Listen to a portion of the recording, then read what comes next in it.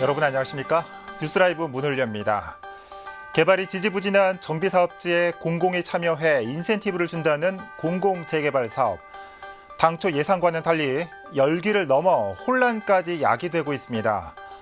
막상 신청까지 했는데 대상이 아니다라는 회신에 아니다, 우리 신청도 받아달라라는 건데 급기야는 행정심판까지 예고됐습니다.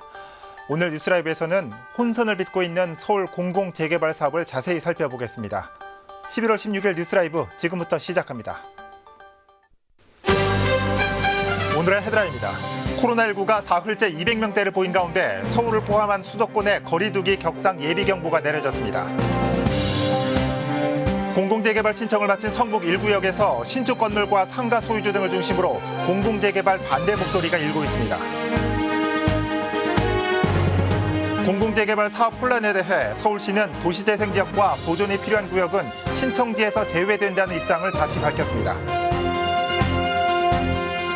모든 초등학교에 직영 돌봄교실 계획을 발표한 중구에서 긴급 돌봄이 필요한 아이를 위해 주민 참여 틈새 돌봄도 추진되고 있습니다.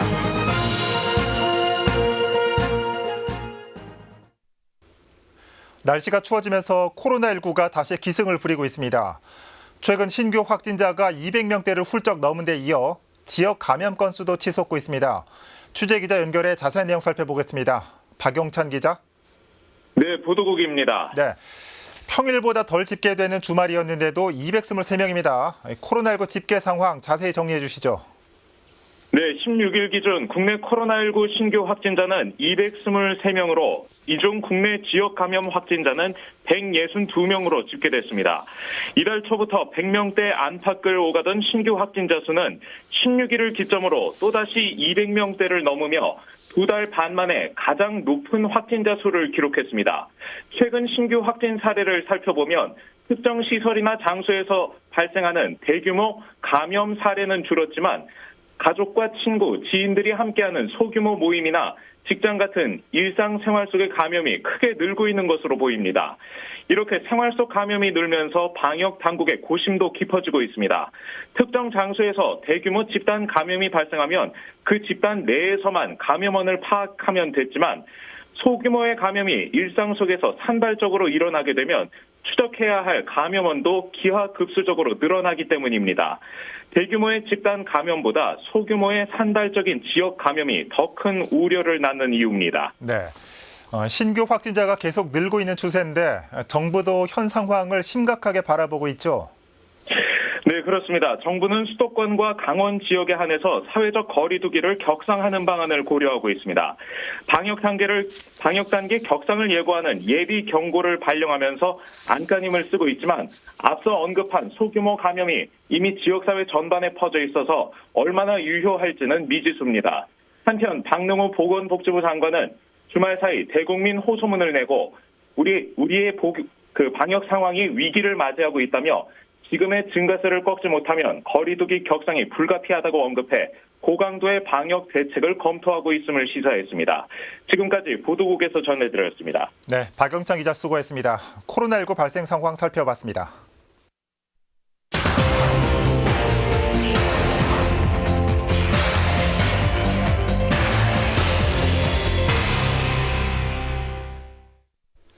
공공재개발 사업을 신청한 종로구 창신동이 일주일 만에 구청으로부터 선정 대상에서 제외됐다는 답변을 받았습니다. 도시재생지라는 이유입니다. 주민들이 반발하고 나섰는데요. 이주협 기자가 전해드립니다. 가파른 경사와 함께 빽빽이 들어선 주택과 차량 한 대조차 지나가기 버거워 보이는 이곳은 종로구 창신동입니다. 지난 2013년 뉴타운 구역 해제 이후 도심 노후도를 바탕으로 2015년 도시재생 1호 사업지로 선정됐습니다. 그러나 5년이 넘는 시간 동안 약 900억 원이 넘는 금액이 투입됐지만 정작 생활 인프라가 개선된 흔적은 찾아보기 어려웠습니다. 도시재생 사업의 일환으로 이렇게 마을 곳곳에는 벽화를 그려놓고 또 여러 문화시설이 들어서긴 했지만 실질적으로 삶의 질이 높아지는 데는 그다지 도움이 되지 않는다는 목소리입니다. 지역 주민들은 낡고 경사지고 빽빽하게 만들어진 지역 특성을 개선하기 위해선 거치레를 위한 도시재생이 아니라 전체를 뜯어고칠 수 있는 재개발이 시행돼야 한다고 말하고 있습니다.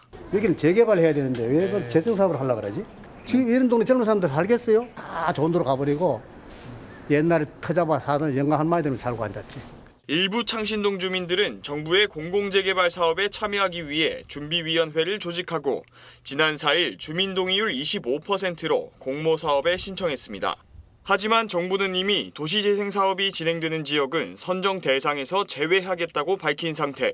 아니나 다를까 지난 10일 구청으로부터 도시재생 지역이기 때문에 신청 대상에서 제외됐다는 공문이 내려왔습니다. 도시재생으로 인해서 지금 공공재개발을 못한다는 것 자체가 참 이건 아닌 것 같고요. 우리가 주민이 주인이잖아요. 예, 정부나 서울시나 구청이나 이런 분들은 어떻게 보면은 주민들에게 봉사를 하기 위해서 만들어진 집단이기 때문에 숭인 1동과 용산구 서계동, 구로구 가리봉동 역시 도시재생지구지만 이번 공공재개발 공모에 접수했습니다. 딜라이브 서울경기 케이블TV 이주협입니다. 이처럼 공공재개발 신청에서 제외된 창신동 주민들이 급기야는 부당함을 호소하며 행정심판도 추진한다고 밝혔습니다. 창신동 공공재개발추진위원회 김신경 공동대표 전화 연결돼 있습니다. 대표님 안녕하십니까?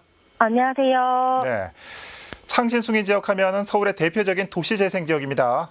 지난 6년 동안 도시재생이 진행됐는데 어떻습니까? 동네는 많이 달라졌습니까? 창신동 도시재생 사업은 지나치게 지역 명소화에 초점이 맞춰져 있어서 박물관, 전망대 등이 주민들 삶을 전혀 개선하지 못했습니다. 예. 기사를 보니까 창신동, 숭인동 전체 인구가 4년 동안 3,000명이 넘게 줄었다고 하는데요. 네. 원주민을 위한 도시재생을 했는데 오히려 주민들은 살기가 힘들어져서 떠나고 있는 실정이거든요.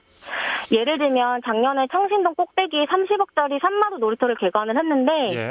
이게 행정적으로는 얼마나 대단한 결과물인지 모르겠지만 작년에 창신동은 어린이집 2개가 폐원을 했습니다.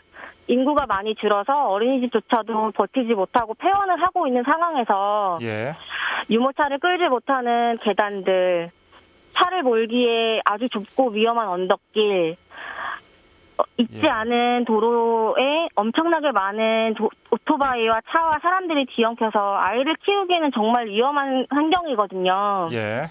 이런 인프라 개선 없이 젊은 사람들이 애를 키우러 창신동에 들어오지 않을 것 같아요. 예. 주민들의 피부에 와닿는 도시재생은 이루어지지 않고 있다 이런 말씀이신 것 같아요. 네, 맞습니다. 예. 이번에 추진위원회에서 공공재개발을 신청했는데 구청에서는 신청 기준에 맞지 않는다면서 제외하겠다라고 통보를 했습니다. 네. 왜 공공재개발이 필요하다고 보시는지요? 창신동은 불이 나면 소방차가 들어오지 못하는 길이 3단이고요. 예. 창신동 메인 도로에는 마을버스 한 대가 다니기 힘들 정도로 좁아요. 주택 노후도가 70%가 넘는 동네인데 기본적으로 도로망과 기반 시설이 갖춰져 있으면 건물들이 낡아서 재생이 가능한 지역들과는 체질적으로 다르거든요. 창신동이. 예. 전면적인 인프라 개선 없이는 주민들 삶이 실질적으로 개선되는 것이 불가능하고요. 노인 인구가 현저히 많고 봉제인이 많은 지역의 특성상 예. 세입자, 봉제인, 주민들이 모두가 안심할 수 있는 전면적 인프라 개선을 할 수 있는 가장 적당한 정책이 공공재개발이라고 생각을 해서 네. 저희가 신청을 하게 됐습니다. 예. 이 도시재생으로는 한계점을 느낀다 이런 말씀이신 것 같은데 네. 조만간 국토부에 행정심판을 제기하신다고요. 앞으로 어떻게 대응할 계획이십니까? 뉴타운을 해제하면서 4만의 창신 승인 주민들 의견을 묻지 않고 400명이 안 되는 소수 주민을 대표를 뽑아서 도시재생을 강행을 했어요. 네. 10년 가까운 도시재생 사업 기간 동안 어떤 평가도 없었고 결과에 책임질 사람도 없습니다. 공공재개발에 참여할 공모 기회를 원천적으로 박탈하는 서울시랑 구청은 과도한 행정력의 남용이라고밖에 생각이 되지 않아요. 예. 저희는 자. 진짜 창신동에 살고 있는 죄밖에 없거든요. 도시재생지지만 이 공공재개발에 참여할 수 있는 기회를 열어줘야 된다 이런 네, 말씀이신 것 같은데. 네, 맞습니다. 자, 오늘 시간 관계상 여기까지 들어봐야겠고요. 네. 앞으로 추진되는 상황 저희도 관심 있게 지켜보겠습니다. 자, 대표님 오늘 말씀 잘 들었습니다. 예, 감사합니다. 네. 창신동 공공재개발추진위원회 김신경 공동대표 연결해 봤습니다. 자, 한편 이 공공재개발에 대한 기대감은 성북구도 예외는 아닙니다. 특히 낮은 사업성 탓에 재개발이 막혔던 성북 제1구역은 공공재개발을 마지막 동아줄로 삼고 있는 모양새입니다. 하지만 공공재개발을 반대하는 주민들도 적지 않은데 이유가 뭘까요? 박선아 기자가 그 속사정을 들어봤습니다. 지난달 열린 성북 제1구역 공공재개발 주민설명회. 공공재개발의 성격과 추진 배경, 사업 내용 등을 공공이 지역 주민에게 설명하는 자리였습니다. 설명회가 끝나고 모두가 자리를 뜰 때쯤 주민 여러 명이 취재진을 이끕니다. 공공재개발에 반대하는 주민들. 재개발을 갖다가 우리는 반대하는 게 우리는 지은 지가 2년 됐어요. 어마어마하게 많아요. 그렇죠. 거기서 이 앞쪽에. 상가 쪽이라든지 이런 것들. 가만히. 그리고 그 외에도 반대 이유는 이렇습니다. 성북 제1구역의 재개발 소식이 들려온 건 지난 2001년. 하지만 재개발은 낮은 사업성에 발목이 잡혔습니다. 10년의 하세월. 성북 제1구역은 그 사이 건축 행위 제한 지역으로 묶였습니다. 그러던 지난 2015년 도시재생사업 활성화로 성북 제1구역에 걸려있던 건축 행위 제한 빗장도 풀렸고 주민 가운데 단독주택 소유자와 상가 임대인 등은 주택 리모델링과 신축 빌라를 짓게 됐습니다. 그런데 또다시 공공재개발 소식이 들려오자 이들 속이 타들어가고 있는 겁니다. 그리고 이 골목 안에 지금 세대가 지금 2층까지 올라갔어요. 이미 지금 하는 중에 ING. 일단 우리 팔고 고시가 팔고 나가면 우리 더 많은 돈을 들여서 들어와야 돼요.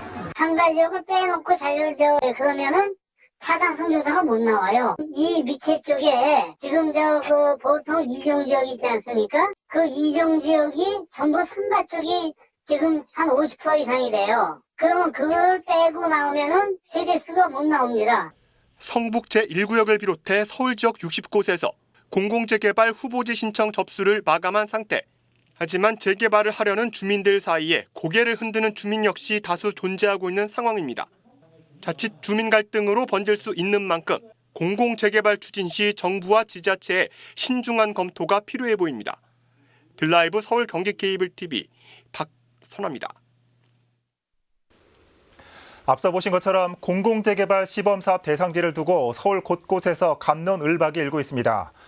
당초 취지는 도시재생 등의 공공지원을 받은 곳은 공공재개발에 참여할 수 없다는 건데 앞서 전해드린 창신동 사례처럼 일부 도시재생 지역에서 반발이 큽니다. 근본적인 문제는 뭔지 서울시회 도시계획관리위원회 이경선 의원 연결해서 자세히 들어보겠습니다. 의원님 안녕하십니까? 네, 안녕하세요. 네. 공공재개발 시범사업 이슈가 커지고 있습니다. 일단 이번 공공재개발 시범사업 선정 신청 대상에 도시재생 지역은 포함되지 않는데 그 이유는 뭐라고 볼 수 있을까요? 우선 공공재개발의 목적이 도심 내 주택 공급을 촉진하기 위한 정책이기 때문에 그렇습니다. 네. 시범사업지는 가장 빠르게 주택 공급을 할 수 있는 사업지가 우선 고려 대상일 수밖에 없는데요. 도시재생 지역과 같이 기존 사업에 대한 매몰 문제, 타 지역과의 형평 문제 등 안건이 많은 지역들은 우선 시범사업을 진행하면서 검토한 이후에 진행하는 것이 좋겠다라는 정책적인 판단이 있습니다. 예. 자, 그런데 앞서서 도시재생이 진행된 창신동에서 공공재개발이 제외된 것에 대해 반발하고 있다는 소식 전해드렸는데 자, 그렇다면 이처럼 도시재생이 진행됐지만 노후돼서 주민들이 불편을 겪고 있는 곳은 어떤 해결책이 있을까요? 원래는 도시재생 사업이 법적으로는 이런 주택 재개발, 재건축, 재정비 이런 것들을 모두 포함하고 있는 사업입니다. 예. 그런데 지금의 도시재생 사업이 소규모 정비 사업 정도만 장려하고 나머지 정비 사업을 모두 배제하고 있는데요. 네. 이것이 문제입니다. 그래서 재생 사업의 범위가 워낙 넓은 만큼 구역 조정을 통해서 주민 의사에 맞게 재개발과 같은 정비를 하고 싶은 지역은 정비를 할 수 있도록 길을 열어줘야 된다고 생각합니다. 예. 자, 그런데 다시 공공재개발 얘기로 돌아오면 애초에 기준이 명확하지 않아서인지 주민들이 많이 혼란스러워하고 있습니다. 애초에 내려진 기준에 부합하지 않은 곳들도 이미 신청서를 낸 상태인데 이처럼 공공재개발 시범사업에 혼란이 야기된 원인 어디 있다고 볼 수 있을까요? 네, 그 신청은 모두 열어놓고 선정하는 기준만 있었던 것이 저는 문제라고 생각하는데요. 네. 저희가 행정감사에서도 지적했다시피 주민들은 신청을 받아주니 혹시나 될 수도 있는 것이 아닌가라고 희망을 갖고 지금 다들 신청을 해놓은 상태입니다. 예. 그래서 선정이 완료되는 시점인 내년 3월까지 이렇게 내버려 두지 말고 지침을 내려서 선정에서 제외되는 지역은 미리 공지해서 선정에서 제외된다는 것을 공지하도록 했습니다. 특히나 골목길 재생 사업이나 주거환경 개선 사업지 등과 같이 이렇게 좁은 재생 사업을 한 구역들은 굉장히 아쉬움이 클 텐데요. 네. 이런 구역들은 저희가 다시 한 번 더 재검토할 수 있도록 저희가 부서에 지금 요청을 해놓은 상태입니다. 예. 자, 마지막으로 이 공공재개발 사업, 서울시의회 도시계획관리위 차원에서 봤을 때 어떤 방향이 바람직한 방향일까요? 저희가 8.4 대책으로 마지막에 이 해제지까지 공공재개발 구역으로 포함된 면이 있습니다. 그래서 저희가 실제로 완벽한 설계 후에 이제 사업이 시행되지 못하고 좀 촉박하게 설계한 측면이 있는데요. 네. 그래서 이번 시험 사업을 통해서 공공재개발 프로세스를 어떻게 구축할 것인가를 좀 시범적으로 해본 후에 이후에는 이제 지금은 좀 재생과 개발 이렇게 이분법적으로 나누어져 있는데요. 예. 이후에는 이것들을 묶어서 용적률을 함께 나누는 결합개발 방식이라든가 도시건축의 좀 다양한 혁신 방안을 놓고 저희가 제도적으로 정책적으로 좀 고민을 해서 좀 융합적인 방안을 내놓을 수 있도록 저희가 좀 함께 고민하도록 하겠습니다. 네. 자, 애초에 명확한 신청 기준이 제시됐다면 혼란이 더 가중되지 않았을 거란 아쉬움도 듭니다. 자, 의원님 오늘 말씀 잘 들었습니다. 고맙습니다. 네. 이경선 서울시 의원 연결해 봤습니다.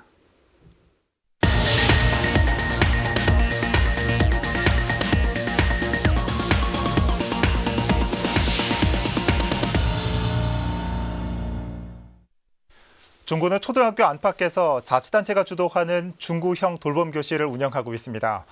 하지만 긴급하게 돌봄이 필요한 아이들은 함께하기 힘든 경우도 있는데요. 이런 빈틈을 채워줄 수 있는 주민 참여 틈새 돌봄이 추진되고 있습니다. 지혁배 기자입니다. 인조 잔디가 깔려있는 미니 축구장에서 축구 연습이 한창입니다. 아이들이 원하는 시간대를 신청해 생활체육 활동을 하는 겁니다. 가장 큰 장벽의 하나인 공간 마련은 지역사회의 요청을 받은 교회가 평일에 비어있는 주차장을 선뜻 제공하기로 하면서 가능하게 됐습니다. 가장 중요했던 이제 아이들 교육과 돌봄에 대한 그런 수요들이 많이 있어서 지역 주민들과 함께 그것을 개선해 가고자 하여서 교회에서도 같은 일원으로 사회 일원으로서 함께 이런 사업들을 진행하고 있습니다. 교회 건물 안에도 아이들의 학습과 놀이 공간이 마련됐습니다. 방과 후나 주말 돌봄을 위해 사용되는 곳으로 발달 장애인과 주민 강사, 공동 식탁과 밥상 주민 모임이 함께 다양한 프로그램을 만들어가고 있습니다.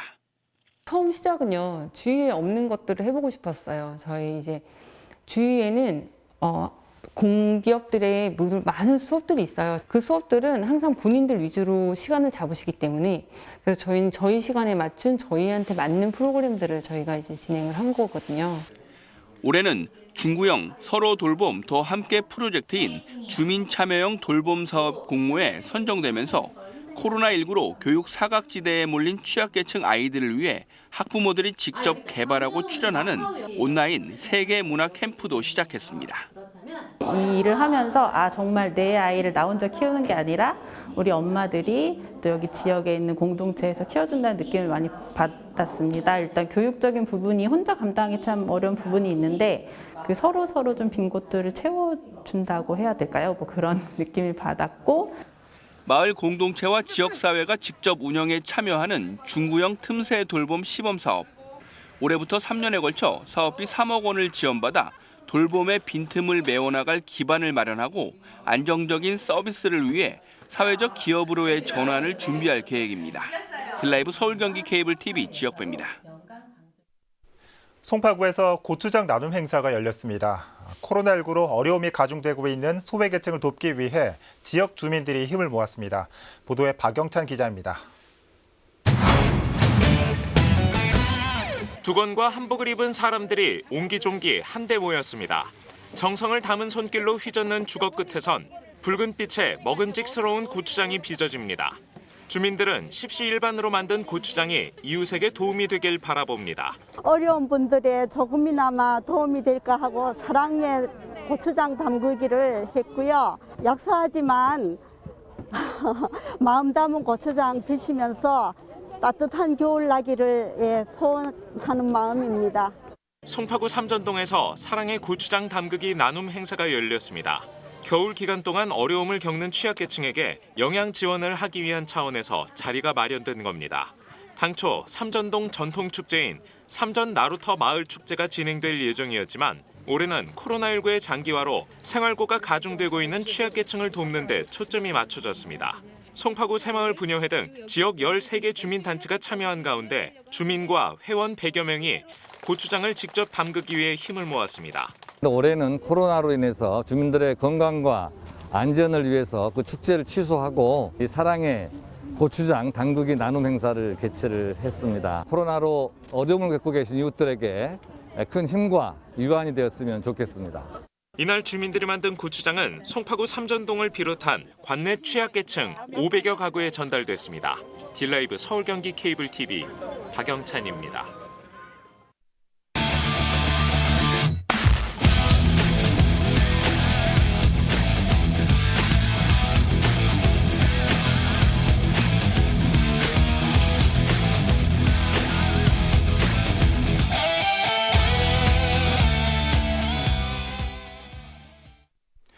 지난해에는 미세먼지보다 추운 게 낫다고 생각했는데 올해는 차라리 전염은 되지 않는 미세먼지가 낫다는 생각 모든 분들이 하실 겁니다. 지난해 이맘때는 일회용품 줄이기 캠페인이 한창이었는데 1년이 지난 지금은 일회용품 사용을 오히려 권장합니다. 오늘 아침 안개처럼 한 치 앞을 내다볼 수 없는 세상. 안개는 자연스럽게 거치겠지만 지금의 상황은 모두의 노력이 필요합니다. 뉴스라이브 마칩니다. 시청해 주셔서 고맙습니다.